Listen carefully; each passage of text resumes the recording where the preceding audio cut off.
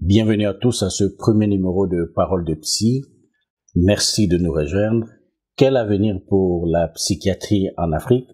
Ce sera le thème de ce podcast d'aujourd'hui, mais avant d'aborder le vif du sujet, je me permets de vous demander de bien vouloir partager cette vidéo, de bien vouloir vous abonner à toutes les plateformes sur lesquelles elle est diffusée, que ce soit sur YouTube, sur Facebook ou sur le site paroledepsy.net, www.paroledepsy.net. Et si vous en avez l'opportunité, le moyen ou la volonté, n'hésitez pas à nous aider en cliquant sur www.paypal.me/Afropanorama, www.paypal.me/Afropanorama. On se retrouve tout de suite.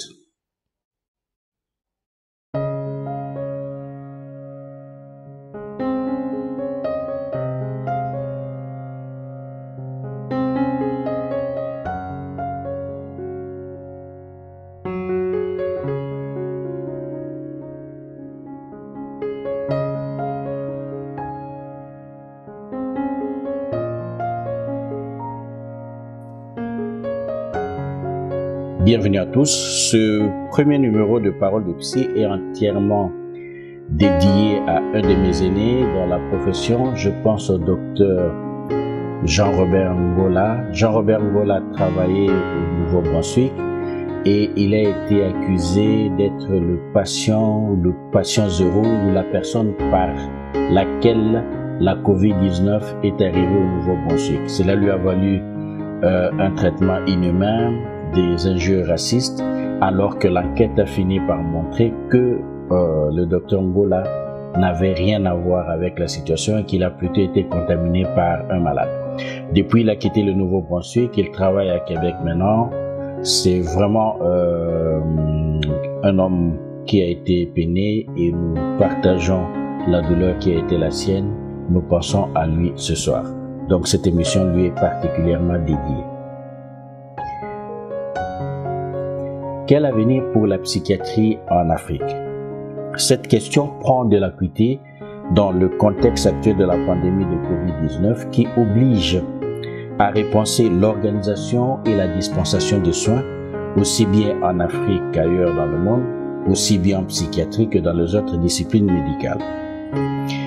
Pour répondre à cette question, nous nous sommes largement appuyés sur les travaux, les actions, les initiatives d'un psychiatre zimbabwéen qui s'appelle Dickson Chibanda. Il a publié en 2007 une lettre dans le Lancet Psychiatrie. Cette lettre était intitulée The Future of Psychiatry in Africa, Thinking Outside the Box. L'avenir de la psychiatrie en Afrique, réfléchir en dehors des sentiers battus. Vous vous demandez alors certainement pourquoi est-ce que la parole de ce psychiatre vaut la peine d'être écoutée, pourquoi est-ce que j'en parle. Aussi, vais-je commencer par tracer un petit portrait de Dickson Chibanda, ce psychiatre qui a beaucoup d'idées, qui est dans l'innovation. Qui est donc Dickson Chibanda? Dickson Chibanda est un psychiatre zimbabwéen qui a formé les grands-mères à détecter et à soigner la dépression. Il est parti de l'idée suivante: en Afrique, il y a plus de grands-mères que de psychiatres disponibles dans les communautés. Or, les grands-mères sont des personnes très très écoutées et elles sont capables de servir de régulateurs dans une communauté. Et donc, Dickson Chibanda a formé ces grands-mères. Elle leur a appris à poser le diagnostic de la dépression. Elle leur a appris à écouter les patients déprimés et tout cela se fait sous supervision. Ainsi, ça permet à des communautés plus ou moins isolées qui n'ont pas accès à des médecins psychiatres d'avoir un minimum de soins. Il a appelé cette forme de thérapie la thérapie sur le banc, bench therapy ou banc de l'amitié. Dans les pays comme le Zimbabwe qui compte 14 psychiatres pour 12 millions d'habitants, ou le Congo-Kinshasa qui peut au maximum en revendiquer 50 pour 83-84 millions d'habitants et dont la grande majorité est à Kinshasa, on se rend vite compte qu'imaginer un seul instant que les psychiatres puissent répondre à la demande de soins, à toute la demande de soins dans le pays est utopique. Il faut absolument mettre en place des solutions innovantes tenant compte des réalités locales. Alors, on va prendre 5-10 minutes pour écouter Dickson Chibanda expliquer le sens de sa démarche. C'était au cours d'une conférence TED tenue en Louisiane aux États-Unis en 2017. Suivons et puis on revient là-dessus pour parler de ces propositions.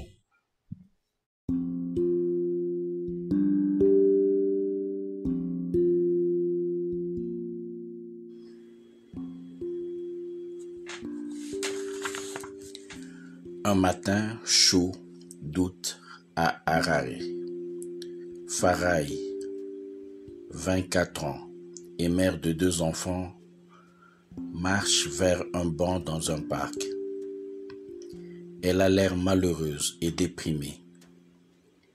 Sur le banc est assise une femme de 82 ans, connue dans la communauté comme étant Grand-mère Jacques. Farai tend à Grand-mère Jacques une enveloppe rédigée par l'infirmière. Grand-mère Jacques invite Farai à s'asseoir alors qu'elle ouvre l'enveloppe et lit. Il y a un silence d'environ 3 minutes pendant qu'elle lit.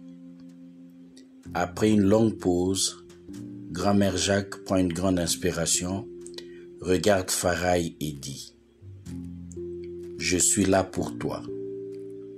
Souhaites-tu partager ton histoire avec moi ?» Farai commence. Ses yeux s'emplissent de larmes. Elle dit « Grand-mère Jacques, je suis séropositive. Je vis avec le VIH depuis 4 ans. Mon mari m'a quitté il y a 1 an. J'ai 2 enfants qui ont moins de 5 ans. Je suis au chômage. Je peux à peine prendre soin de mes enfants. » Des larmes coulent sur son visage. En guise de réponse, Grand-mère Jacques s'approche, met sa main sur Farai et dit « Farai, tu peux pleurer. Tu as enduré beaucoup de choses. Souhaites-tu partager plus avec moi ?» Farai continue. Au cours des 3 dernières semaines, j'ai pensé de façon récurrente à me suicider en emmenant mes enfants avec moi. Je n'en peux plus. L'infirmière m'a envoyé vous voir. Il y a un échange entre les deux qui dure environ 30 minutes. Finalement, Grand-mère Jacques dit « Farai, il me semble que tu as tous les symptômes de la Kufungissisa. » Le mot Kufungissisa ouvre les vannes aux larmes. Kufungissisa est l'équivalent local de la dépression dans mon pays. Littéralement, cela signifie trop penser. L'Organisation mondiale pour la santé estime que plus de 300 millions de personnes dans le monde souffrent de dépression ou de ce que nous appelons Kufungissisa. L'Organisation mondiale pour la santé nous dit également que toutes les 40 secondes, une personne quelque part dans le monde se suicide car elle est malheureuse, en grande partie à cause d'une dépression ou Kufungissisa. La plupart de ces morts se produisent dans les pays à revenus faibles et intermédiaires. En fait, l'Organisation mondiale pour la santé va jusqu'à dire que lorsqu'on considère la tranche d'âge 15-29 ans, une des principales causes de décès est le suicide. Il y a des événements plus larges qui mènent à la dépression et dans certains cas au suicide, tels que la maltraitance, les conflits, la violence, l'isolement, la solitude, la liste est sans fin. Mais une chose que nous savons, c'est que la dépression peut être traitée et le suicide évité. Dixon Chibanda, novembre 2017, conférence TED à New Orleans. Donc, comme vous venez de l'entendre, Dixon Chibanda est très pratique, très pragmatique et il essaye de trouver des solutions en s'appuyant sur les ressources disponibles, sur les ressources locales. Alors, revenons un peu à la lettre qu'il a publiée en 2017 dans le Lancet Psychiatrie. Qu'est-ce qu'il dit dans cette lettre? Il a d'abord commencé par rappeler le contexte, comme je l'ai dit plus haut. En Afrique subsaharienne, les soins psychiatriques sont très difficiles d'accès. Un chiffre montre l'ampleur du problème, c'est que le ratio psychiatre-habitant, il est de cet ordre. Il y a un psychiatre pour 1,5 million d'habitants. C'est très faible. En plus, la part des budgets africains réservés à la santé mentale est généralement de moins de 1%. Dans ce contexte, quels sont les chantiers pour promouvoir une meilleure disponibilité de soins psychiatriques en Afrique? Dixon Chibanda en a identifié 5. On va les décrire. Premier chantier, sortir de sa zone de confort. Il est urgent pour les psychiatres africains de sortir de leur zone de confort, et leur zone de confort, c'est l'hôpital psychiatrique. On note souvent un certain malaise chez des psychiatres quand il s'agit de travailler en dehors de leur service d'aliénés. Or, il est urgent aujourd'hui d'avoir ce dialogue multidisciplinaire entre la psychiatrie et les autres disciplines médicales, voire les autres disciplines non médicales. Le client vit dans une société, le client a une histoire, il a un corps. La prise en charge biopsychosociale, qui est devenue un standard en psychiatrie, ne saurait s'organiser sans un échange interdisciplinaire. On ne peut pas faire une prise en charge biopsychosociale avec des psychiatres qui restent enfermés dans une bulle. Ce chantier résonne en écho au travail que nous-mêmes avons initié à Kinshasa avec la création au sein des cliniques universitaires de Kinshasa d'une unité de psychiatrie de liaison. Deuxième chantier, défendre les droits humains des patients. Dans les régions où les droits de l'homme tout court ne sont pas toujours respectés, il tombe sous le sens que les droits de l'homme malade puissent être aussi difficilement respectés. Les malades psychiatriques sont fragilisés, stigmatisés et rencontrent des difficultés pour le respect de leurs droits fondamentaux. Les conditions dans lesquelles les malades sont traités, pour ne prendre que cet exemple, doivent absolument interpeller la conscience des soignants. Dans certains hôpitaux psychiatriques, les malades sont gardés dans des conditions infrahumaines. Troisième chantier, intégrer la santé mentale dans les programmes spécifiques.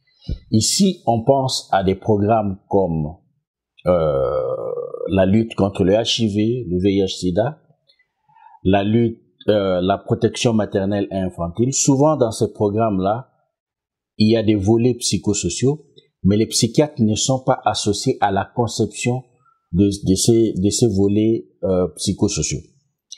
Il est important que les psychiatres intègrent ces programmes et apportent leur expertise dans leur mise en place. Quatrième chantier, soigner les patients au sein de la communauté. Ce chantier est en parallèle avec le premier où il s'agissait de sortir de sa zone de confort. Les soins psychiatriques au sein de la communauté permettent de maintenir le lien social et font reculer la stigmatisation. Il est important que le patient garde un contact avec sa communauté. Il existe un certain nombre de données qui montrent que l'on obtient de meilleurs résultats lorsque les patients sont soignés au sein de leur communauté plutôt que lorsqu'ils sont retirés et gardés à l'hôpital psychiatrique. Pour un psychiatre en Afrique, l'hospitalisation devrait être l'exception et les soins au sein de la communauté devraient être la règle. Vu la pauvreté généralisée, il va de soi d'ailleurs que les hospitalisations ne devraient pas être privilégiées parce que souvent, les patients, les familles n'ont pas les moyens d'assumer ces hospitalisations. Cinquième chantier. Utiliser les technologies digitales pour l'évaluation, le diagnostic et le suivi des patients. L'Afrique est le continent qui connaît actuellement la marge de progression la plus rapide pour les téléphones portables. En 2017, on estimait à plus d'1 milliard le nombre de téléphones portables en circulation.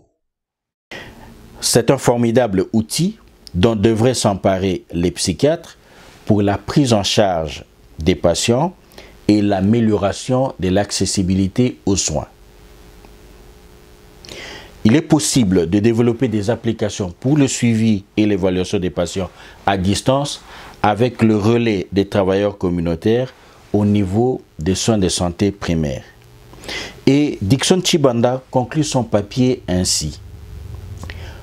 Pour atteindre l'avenir et continuer à être pertinent sur le terrain, le psychiatre africain devra sortir des sentiers battus en termes de prestation de services, d'utilisation de la technologie et de travail interdisciplinaire. C'est un véritable défi qui est lancé aux psychiatres africains, défi dont on a parlé avec le professeur Mampounza. Professeur Mampounza est maître de chaire de psychiatrie à la faculté de médecine de l'université de Kinshasa, mais il est aussi le président de la Société africaine de santé mentale. Voici ce qu'il pense des obstacles qui empêchent une meilleure disponibilité des soins psychiatriques en Afrique et des conséquences que la pandémie de Covid-19 va avoir sur la dispensation des soins en Afrique. On l'écoute.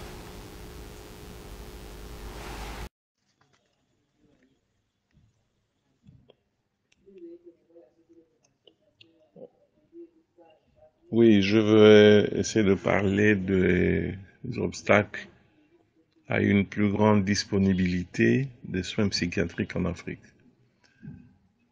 Ceci laisse entendre, donc, selon la question, que les soins psychiatriques ne sont pas disponibles ou sont faiblement disponibles. Il faut entendre par soins psychiatriques des soins qui sont du domaine médical par des médecins psychiatres et d'autres ressources humaines du domaine de la santé mentale. J'entends par là les infirmiers psychiatriques, les psychologues cliniciens, etc. Les obstacles sont liés donc d'abord au petit nombre de ressources humaines qualifiées pour cette santé ou pour ces problèmes psychiatriques. Combien de psychiatres existent-ils dans le pays et surtout à l'intérieur du pays? Ils sont très peu nombreux et ceci limite donc ces soins psychiatriques.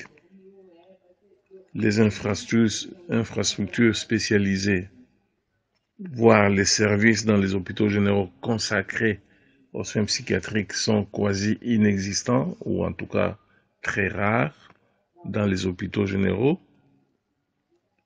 Les conditions de la pratique de la psychiatrie sont difficiles, avec notamment une faible accessibilité aux psychiatres, aux services. Il y a la marginalisation, voire le rejet même des malades, voire des praticiens, ce qui limite donc la fréquentation des services, même là où ils existent. Il faut dire que les soins psychiatriques sont assez coûteux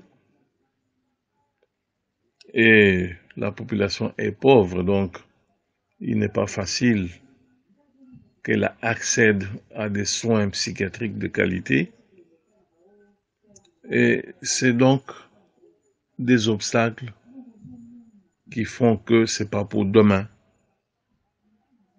une grande accessibilité à des soins psychiatriques.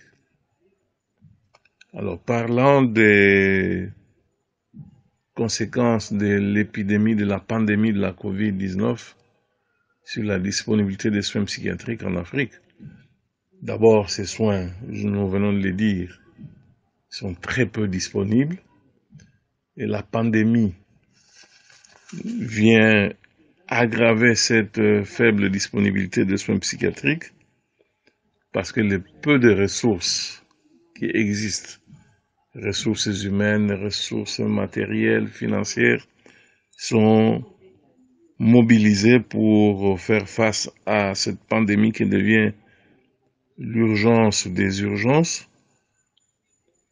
Et bien sûr que cette pandémie fait que les personnes fréquentent ou utilisent de moins en moins les services de santé par crainte justement de cette pandémie ou d'être victime de la pandémie par le milieu hospitalier. Et donc, la Covid vient sur un terrain déjà pauvre, ne fait que accentuer la faible accessibilité aux soins psychiatriques dans notre milieu africain, au Congo en particulier. Voilà, c'était le professeur Samuel Mampounza de l'Université de Kinshasa. Amis à l'écoute, merci de nous avoir suivis. Nous sommes arrivés à la fin de ce premier podcast. J'espère qu'il vous a plu. Le prochain podcast sera consacré aux conséquences psychologiques de la pandémie de COVID-19. En attendant, je vous en prie, partagez cette vidéo, abonnez-vous à nos plateformes de diffusion. Il y a le site internet www.paroledepsy.net. Il y a la page Facebook Parole de Psy et il y a la chaîne YouTube Afro Panorama Podcast qui va diffuser ce podcast Parole de Psy. Vos remarques et suggestions sont les bienvenues. Sur le site www.paroledepsy.net, vous avez la possibilité de nous faire des commentaires et c'est avec plaisir que nous vous répondrons. Merci et prenez soin de vous. À la fois prochaine.